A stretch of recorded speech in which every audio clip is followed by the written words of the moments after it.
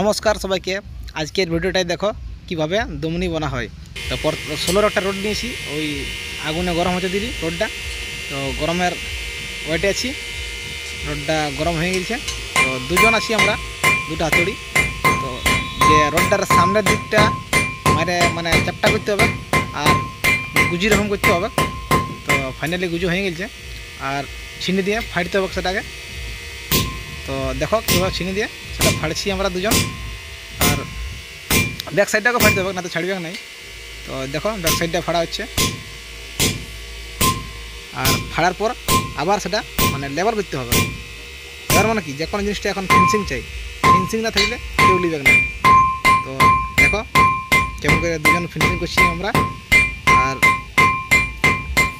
বাস রে দেখো ফিনিশিং হয়ে গেছে।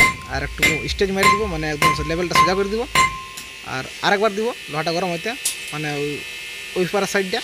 তো লোহাটা গরম হতে দিলি ওই পার সাইডটা, আর একটু দাঁড়াবো লোহাটা গরম হতে তক্ক।